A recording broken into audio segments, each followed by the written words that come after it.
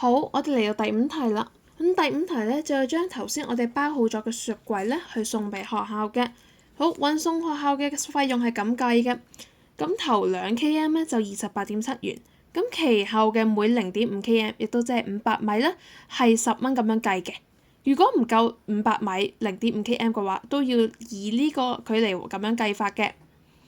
咁另外啦，你送貨嘅物件，即係我哋個雪櫃總體積係如果係大於0.9立方米嘅話咧，係需要額外收翻100元嘅。咁我哋嘅總體積咧係要點樣計咧？咁首先我哋需要揾咗我哋由屋企送到去學校嘅距離。咁距離咧，我哋可以參考翻我哋嘅 Google Map 嘅功能入邊啦。咁網址喺如下，如果同學仔有手機都可以打喺 Google Map 嘅 App 上嘅。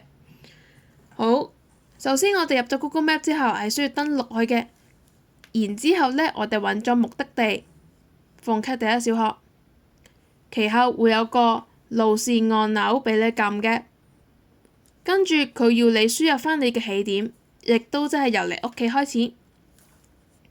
咁呢個時候同學仔係會有目的地係鳳溪小學，同埋起點係你屋企嘅。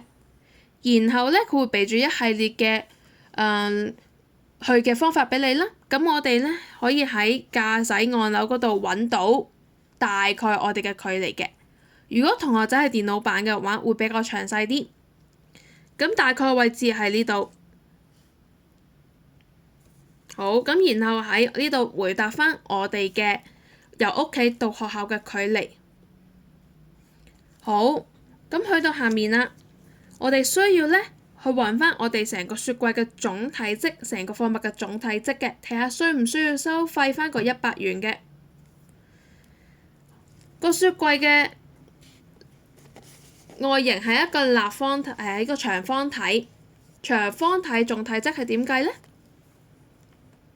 好，當你揾好咗啦，我哋需要付上100元定係唔需要付100元之後，我哋又需要睇下成個路程係點樣去計嘅啦。嗰個支出到底係幾多嘅？咁我哋需要參考翻上面嘅資料。